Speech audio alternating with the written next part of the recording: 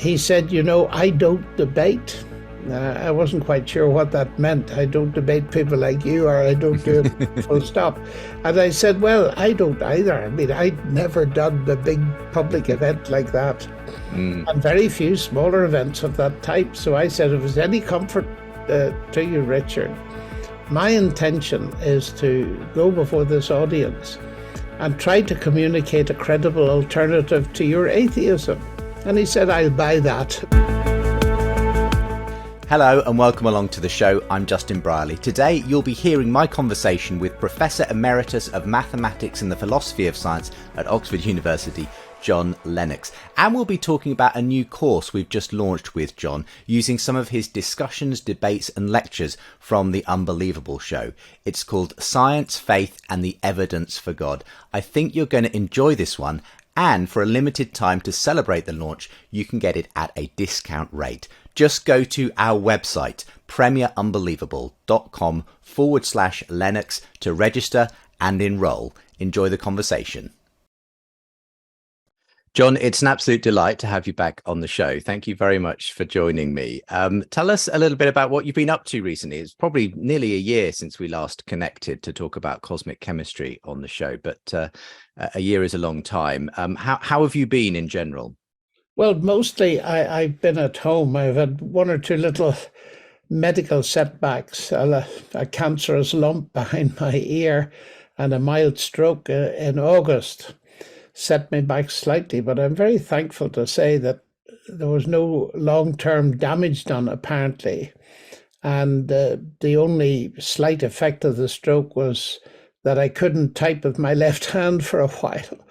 And I've been very busy over the past year, mostly writing, because lockdown's still going on in my head if it's not actually going on outside. So I've been writing quite a lot. I've just written a fairly major book entitled Friend of God, which is about the life of Abraham.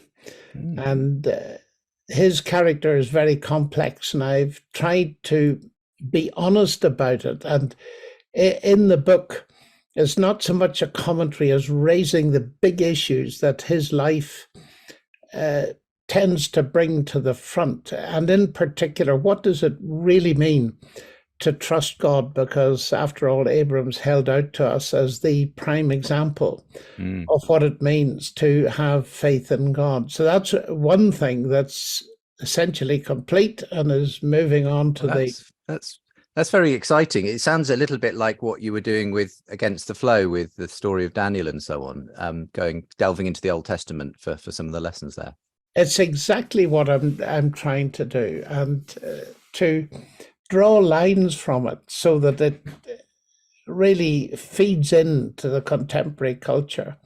I've also, after a lot of persuasion, written a book called A Good Return.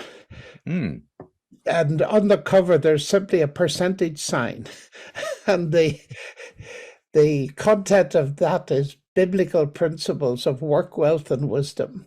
And it's a whole attempt to dig into what I regard as the unbiblical sacred secular divide, so that people can see that the whole of life is meant to come under the lordship of Christ, and so they can follow him in whatever job they take up with confidence. Because there's too much feeling about the place, in my view, that the only way really to serve the Lord is to go, quotes, into ministry. And I've often asked over the years, why don't you go into full-time ministry? And I say to people, you're too late. And they say, you're never too late. Oh, I said, you don't understand. I've been in full-time ministry most of my life. Part of it's being a husband, part of it a father, part of it a grandfather, part of it a mathematician, part of it a Bible teacher and an author, etc., etc. You understand that? So that book is already in the proof stage. Wonderful. So that's two books. And then there's a third one, even larger than the previous two. And I've been in the end persuaded to write an autobiography, Justin. Wow, wonderful. In the reasoning behind it is twofold. I was looking at Acts and noticed it really struck me with some force that Paul came back and reported to believers in a certain church what the Lord had done with them. And I've always been a bit leery of autobiography because of the word auto. It's about oneself. But I thought, well, if Paul could report what the Lord has done with them, at least I can make a modest attempt to do the same. The other thing is that in the 70s and 80s, and particularly in the 90s and early 2000s, I was for considerable periods of time behind the Iron Curtain and then latterly in Ukraine and Russia. And there's no one really around who can document any of that. David Gooding, my mentor and colleague who traveled off with me, has gone to glory. And in a sense, I'm the only one who can deal with it now. So I'm attempting to do that, but it's already reached 160,000 words and Wow. it will need some cutting down. Gosh, well, you've been busy writing. My goodness, I look forward to reading all of those at some point, especially the autobiography. I'm really excited to hear that you're going to be putting that down on paper. I have to confess, I've had the pleasure as well of narrating a couple of your audiobooks in the past. I've heard that. I'm delighted because you've got a better voice than me. Well, no, I haven't got the beautiful Irish lilt that you would bring to it. So, so the listener has to imagine that. But I would be delighted to narrate any further ones in the future. But John, this is amazing, and you're obviously doing incredibly productive. You don't stand still and so on.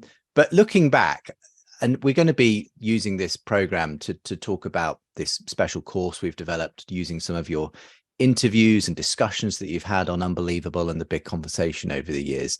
There's so many things you could look at, but particularly when it comes to some of those encounters you've had over the years, which I'm sure will make it into the autobiography as well. What are some of the highlights? What are some of the most memorable occasions that you can remember sharing a stage with some of the well-known atheists and skeptics that you've debated over the years? Well, there've been many of them, but I suppose the most memorable is, not surprisingly, my first encounter in Birmingham, Alabama, with Richard Dawkins. And that was memorable for many reasons.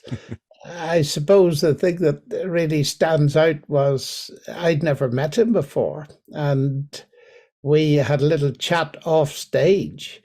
At the beginning, there was a very large audience, and as we walked towards the stage, not yet in the theatre, he said, I don't debate. I wasn't quite sure what that meant. I don't debate people like you, or I don't do it full stop. And I said, well, I don't either. I mean, I'd never done the big public event like that. And very few smaller events of that type. So I said, if it's any comfort to you, Richard, my intention is to go before this audience and try to communicate a credible alternative to your atheism. And he said, I'll buy that. And we walked into the auditorium. And of course, one remembers many things about that debate. The very humorous incident when Dawkins appeared incapable of understanding what evidence-based faith was. And I asked him, did he trust his wife? And he said, yes. And then I asked him why, and he gave all sorts of evidence. So that proved the point, and it was too late for him to remonstrate. So things like that come back to you. Yeah. I remember well the second of those debates that you had at Oxford University in the Natural History Museum there. I was part of the audience, got to ask some questions in the press time afterwards, and even attended the after show party where I interviewed you about it, and you were very concerned, wondering had I done a good job, and I thought you'd done an excellent job actually, but had a very memorable conversation as well on mic with Richard Dawkins, which in some ways made it into a book that I wrote later on actually, because we talked about the nature of morality, and it ended up in a conversation where I asked him whether the fact that we believe that rape is wrong is as arbitrary as the fact we've developed 5 fingers rather than 6. And he said, you could say that, yes, It was just a fascinating interchange. This was coming out of some of the conversations you'd had already on stage with him on the nature of morality, objective good, and so on. I mean, when it comes to Dawkins, he's sort of been your opposite number in many ways. Another Oxford professor, someone also in the realm of science, but obviously coming from the polar opposite in terms of his views on God.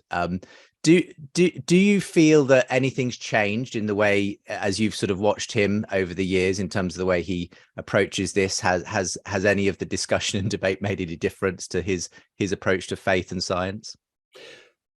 That's very hard to say because sadly I've never been able to get close to him. I mean, I usually am successful, indeed, with everyone else I've ever debated, in essentially being really friendly and having great offstage conversations with them. But not in this case, which is why, incidentally, I'm very glad that you were at that second debate and able to pose those questions, because what they did for a much wider audience was to make very clear some of the bizarre things he actually believes and enable people to evaluate them. I don't say he's changed greatly in his position. I notice, though, in his science that he attempts to use to promote atheism. For many years, he maintained that the Darwinian mechanism was the reason for the existence and variation of all living things. But the existence he eventually gave up and said so, because it's, of course, logically obvious that evolution, whatever it does, it depends on the existence of life to do anything at all. And so you cannot use it to explain the existence of life. So in a sense, I see him modifying things there, but not a great deal of modification as I understand it. But I may be wrong, because I've learned that it's very unwise to try and see inside another person's thinking. That what they say publicly and what they actually may come to believe in private may be two very different things. You speak as if you're speaking from experience there. Have you seen a sort of a difference between the private and the public persona in other individuals on a public stage? Well, I suppose I've often wondered what really Christopher Hitchens believed in the end. I got on well with him, had several very good conversations with him, and friends of mine had excellent conversations with him. And he protected himself very clearly as to people guessing. And they even said, if you hear reports of my conversion towards the end of my life, then don't believe them; they're not true. But one wonders. I think he was a reflective person, and again, I just think that I need to be, and we all need to be, very careful in coming to judgments on what's going on in people's lives, because often their reasons, take Hitchens, for example, I can understand the hurt that his earlier experience in life was for him in the connection with the sad business of his mother and some religious person who, I mean, what happened then was just terrible. And the damage that kind of thing does to people's concept of God is immeasurable. And I think we've got to have very careful, judge not that you be not judged. Yeah. I mean, speaking of Christopher Hitchens, he came up in the discussion I did host earlier this year between Richard Dawkins and Francis Collins. And so they both came on for an edition of our big conversation and got on very well, actually. And I think in many ways, I felt that Dawkins has actually mellowed somewhat he's not quite as not quite as dogmatic and willing to have this kind of a discussion, which is still quite rare with Dawkins, with obviously a believing Christian scientist. Now, I know you wouldn't share every aspect of Collins' views, but I think broadly, obviously, you're in step as far as his core beliefs on Christianity and the resurrection and so on.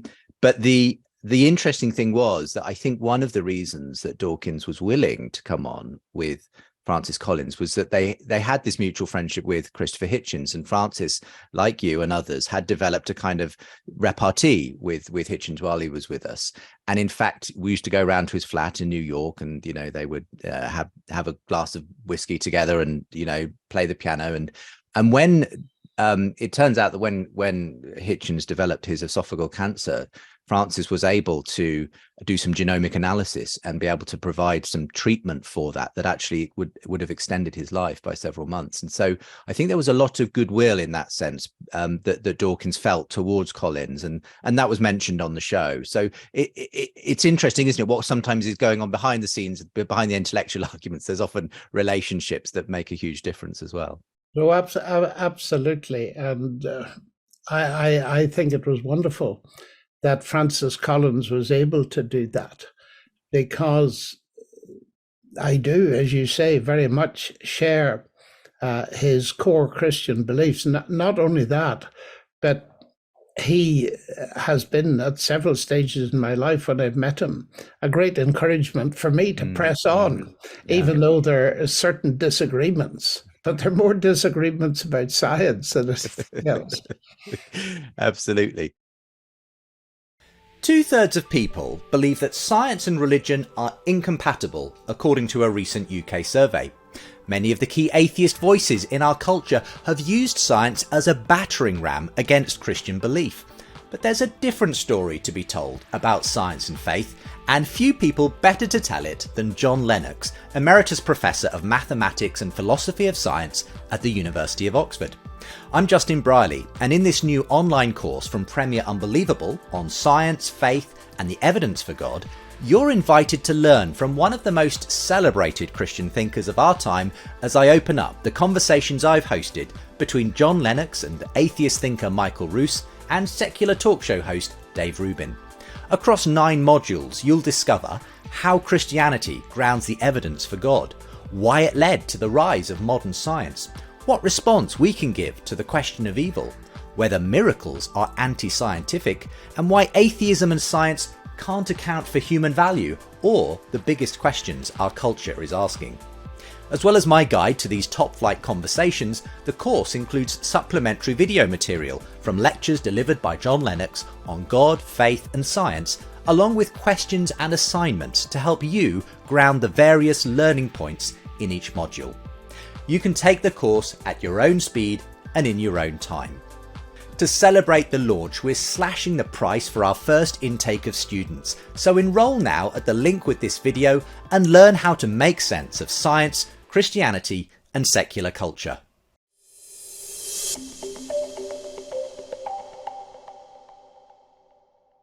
Tell us a little bit about this background, this wonderful Zoom background you've got behind you, John. What are we looking at? Because you've replaced your normal home environment with a beautiful, what looks like a college scene. Yes, it is. It's my own college in Oxford. This is the famous Radcliffe Observatory, which has been described as Oxford's best kept secret. And that's a Grade 1 listed building, which has got a fascinating octagonal shape, representing a very much smaller version of it, though it was the primary one that's in the central marketplace up on the Athenian, the Athens among the ruins, and it's called the Tower of the Winds. And in Codestone up at the top, you can scarcely see it, but there are the names and various symbols associated with the winds in their different directions. And it now forms at its base our dining hall, and then a common room above that. And at the very top in that structure that you can see just behind me is an amazing place where they used to have the telescopes, but where actually part of the film I did not long ago with Kevin Sorbo was filmed. Yes, and I've been up there with you as well to film an interview of course you have, a year and a half ago. And it is a beautiful place to do it, overlooking Oxford, and it's a wonderful place. What does that academic life consist of now? You're obviously Emeritus Professor of Philosophy of Science and Mathematics and so on, John. So what does that mean for you in terms of Oxford life? Well, emeritus is a euphemism for age. And I'm coming up for 80 next year, believe it or Wow. not. But I go in because I like to keep contact with my colleagues and friends, and the stimulus of the discussion has never ceased to fascinate me and try to keep up with things. But academic life is mostly lived in the realm of books. And I spend most of my time, I regard myself these days essentially as an author and a zombie. I forgot to Presumably. mention earlier that in the past 3 years, I've done over 500 Gosh. fairly substantial interviews like this all over the world. Mm, And it seems to me there's a great um, value in using this kind of technology to speak not only to individuals but to large crowds. So I've kept a lot of my public interaction going, including debates mm, with people that do not share my worldview. So that's been immensely encouraging, and there's been a huge response to it.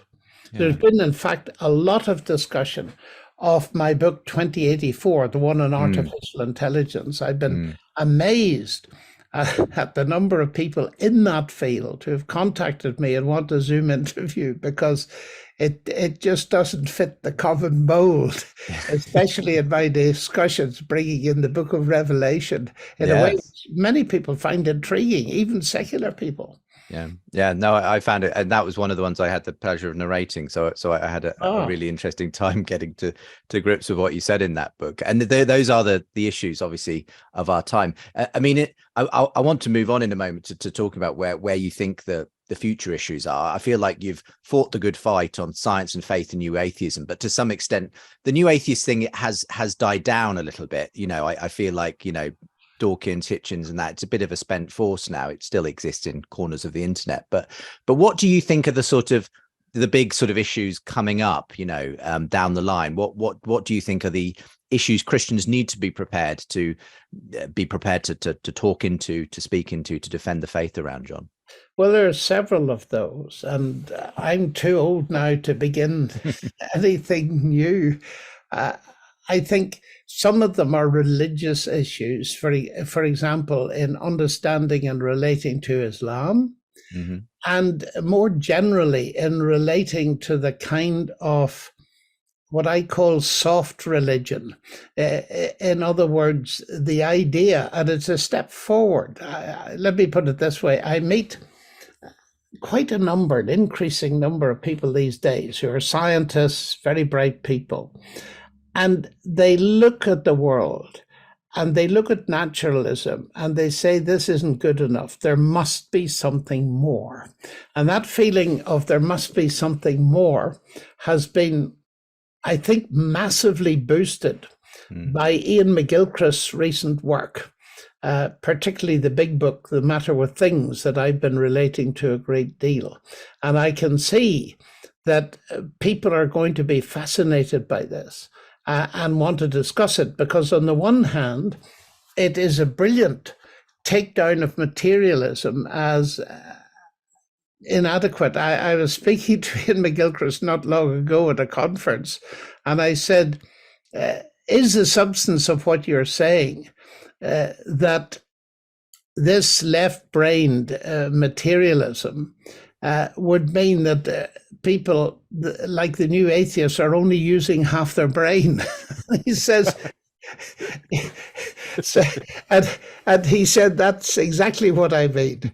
And his argument that the right side of the brain injects meaning, I think is immensely important, and people are going to focus on that. But it comes with another very big question, because his espoused view at the moment, he insists, and I think that's marvelous, that there must be space for God.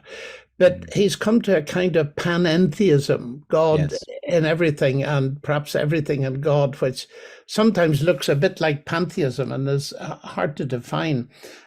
And the point is that it's a marvelous takedown of materialism, but it opens the way to being content, if I might put Mm, it that mm, way, mm, simplistically perhaps, with panentheism, rather than what I would want to argue in this space is that, and I can understand, particularly coming from where I do, that, as McGilchrist says, doctrine can be deadly and it can paralyze and it can be legalistic. And I know all of that from experience.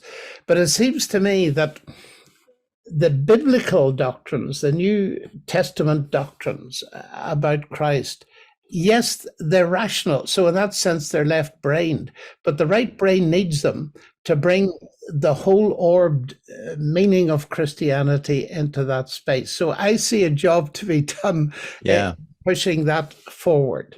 But yes, I was going to say McGilchrist was a guest on our recent season of The Big Conversation, in conversation with Sharon Dirks. Yes, I know. Consciousness, God, and so on.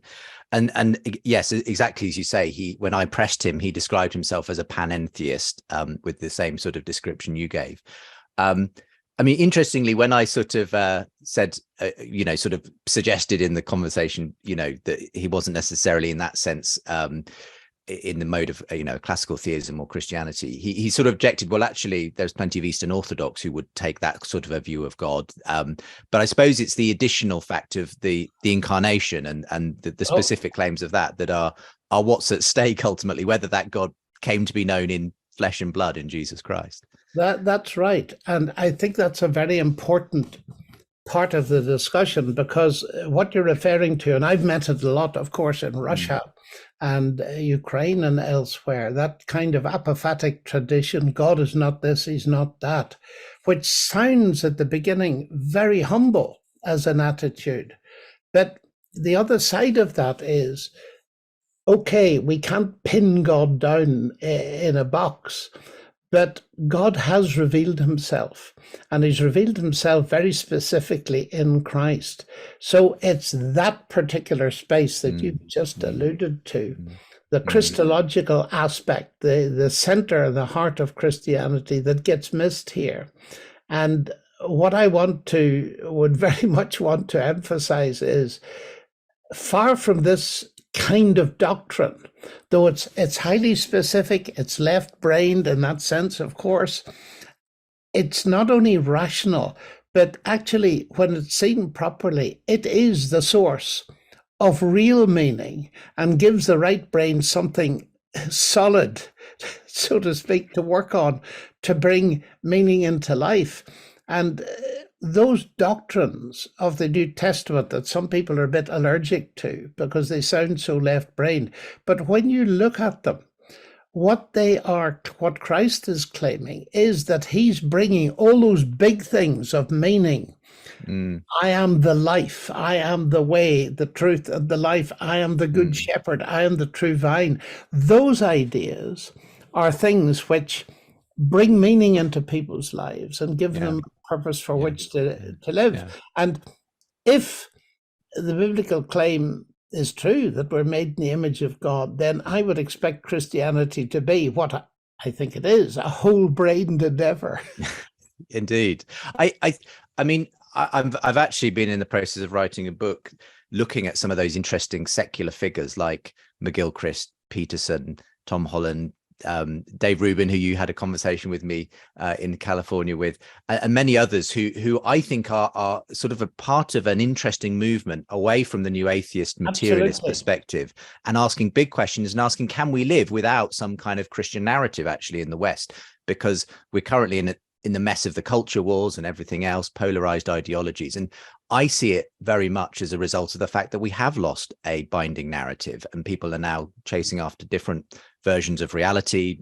Everyone can make up their own story of who they are and so on. And I wonder whether some of these deep thinkers, these secular thinkers, are realizing, when Dawkins and Hitchens threw religion out, they sort of threw the baby out with the bathwater, because we've lost a sense of what it means, to have purpose, meaning in life. And actually Christianity did give people that.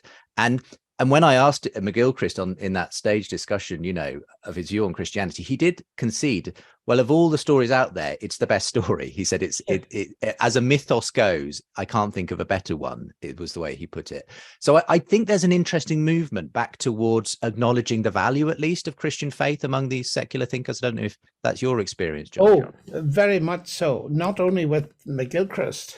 I mean, you'll remember Anthony Flew.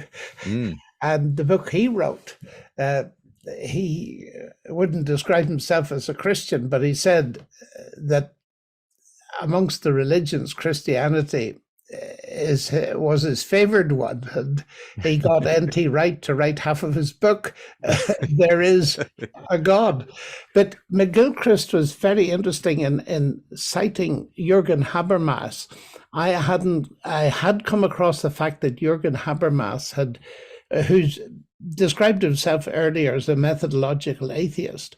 Habermas is a very bright thinker, German thinker.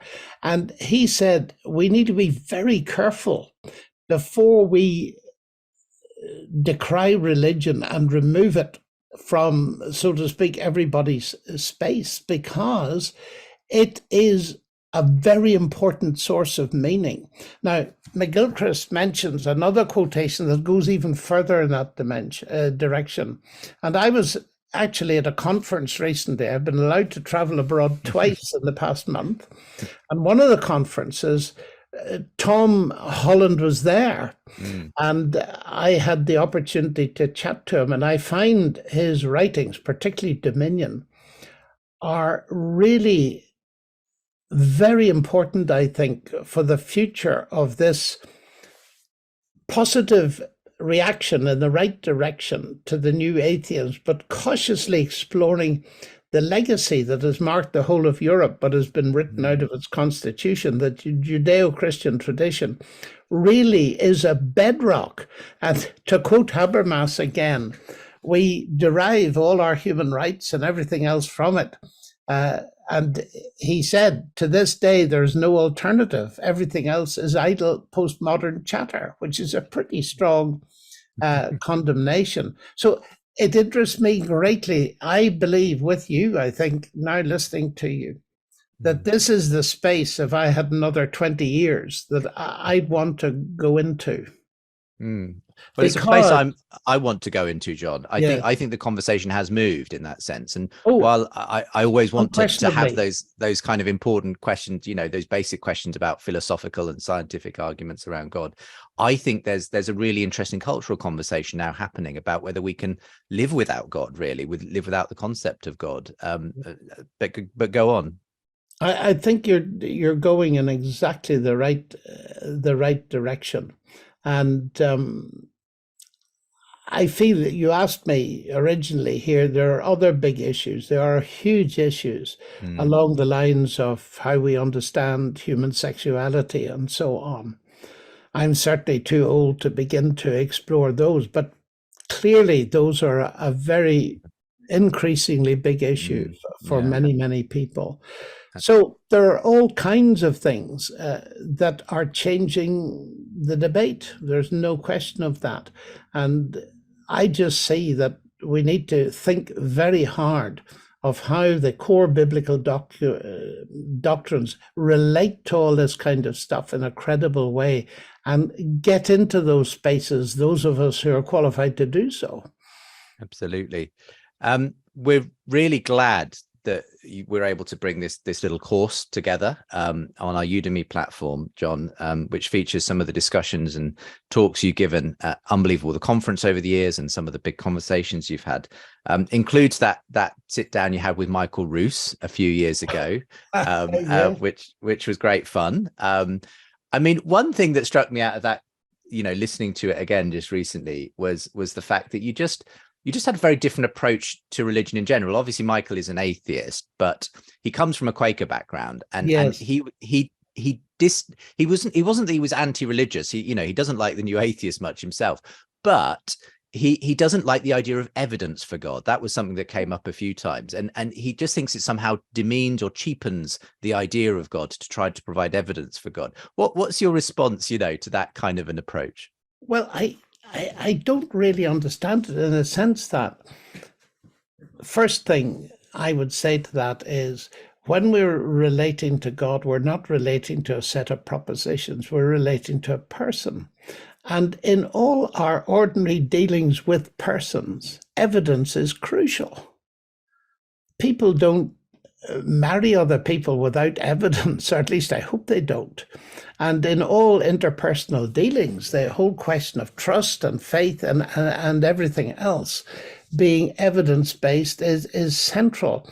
And what I feel may be a partial ground for this, not so much in Michael Roos's case, although it may be, is the kind of, well, it is nonsense really, that you got from Christopher Hitchens and Dawkins, the kind of statement, atheists have no faith.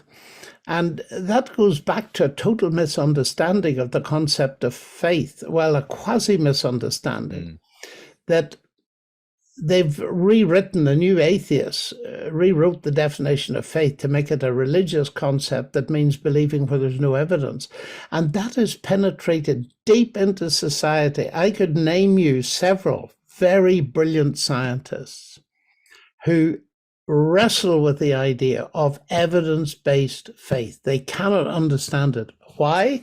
Because faith means religion. And the problem here, of course, as you know, Justin, is that faith in most languages has two meanings. At least it means the faith, like the Christian faith or the Jewish faith, that is the things to be believed. But there's then my subjective faith. And of course, that occurs everywhere. And in my debate with Singer, I'll never forget that, where I raised the question of atheism, and he said it isn't a faith. And I responded simply by saying, but Peter, I thought you believed it. And cyberspace went mad. I discovered later at that point that here's an eminent philosopher that doesn't understand that his worldview is a belief system. Now, I find that very common. And people haven't thought that out. And it is quite difficult to get across that faith is an ordinary word, and it means fides, trust. And if I'm going to have faith in England to win the World Cup, I'd better have some evidence because people will ask me to produce it. You know, that kind of thing. Indeed. The other one, one of the other discussions we're featuring on the course is the one, that really interesting one, very different discussion you had with Dave Rubin on stage in California with me. And that was different because it wasn't in any way, combative. In fact, you both got on incredibly well. And we went somewhere very deep, I felt, in the course of the discussion. I almost felt like Dave Rubin was sort of, being really pressured to sort of take Jesus seriously and to the audience. It was really interesting, some of the questions coming through. And it just felt like you got on really well as well. Do you have any sort of memories of that particular encounter? I do. And that was my take from it. I enjoyed it very much, and I have corresponded very briefly with him, and he was hoping to do another one, but he's a very busy man. I enjoyed it, and I think using the word deep is absolutely right. He's from a Jewish background, and often people like that, I find there's a deep connection that goes beyond words often. And when you relate to it in a positive way, as I do, because of course the Bible is largely, but not completely, a Jewish production, people resonate with that, and then they start to be very honest about what they think. And certainly I felt that was a very unusually productive discussion. Yeah. And thanks to yourself. Well, thanks to you, John, for coming out and having it. Well, look, I hope we can have more such discussions in the future. I'm glad that you're still going strong, still producing books, and still engaging the culture in the way that you are. I'm really pleased that we are able to put this particular course together to bring some of that thinking and thought to a wider audience who can think through it for themselves as well, with some of the questions and additional learning that we've added to it. But John, it's been fabulous talking to you. Thank you so much for spending some time with me today. It's been a pleasure, and thank you very much for producing the course. I'm always delighted when people are putting the ideas out to a much wider audience. Well, I hope you enjoyed today's conversation with Professor John Lennox. Again, if you'd like to get hold of our special course with John, we've got it available at a discount rate to celebrate the launch. Go to premierunbelievable.com/Lennox and you can enroll now for Science, Faith and the Evidence for God. Thanks for being with us. See you next time. 2/3 of people believe that science and religion are incompatible, according to a recent UK survey. Many of the key atheist voices in our culture have used science as a battering ram against Christian belief. But there's a different story to be told about science and faith, and few people better to tell it than John Lennox, Emeritus Professor of Mathematics and Philosophy of Science at the University of Oxford. I'm Justin Briley, and in this new online course from Premier Unbelievable on science, faith and the evidence for God, you're invited to learn from one of the most celebrated Christian thinkers of our time as I open up the conversations I've hosted between John Lennox and atheist thinker Michael Roos and secular talk show host Dave Rubin. Across 9 modules, you'll discover how Christianity grounds the evidence for God, why it led to the rise of modern science, what response we can give to the question of evil, whether miracles are anti-scientific, and why atheism and science can't account for human value or the biggest questions our culture is asking. As well as my guide to these top-flight conversations, the course includes supplementary video material from lectures delivered by John Lennox on God, faith and science, along with questions and assignments to help you ground the various learning points in each module. You can take the course at your own speed and in your own time. To celebrate the launch, we're slashing the price for our first intake of students, so enroll now at the link with this video and learn how to make sense of science, Christianity and secular culture.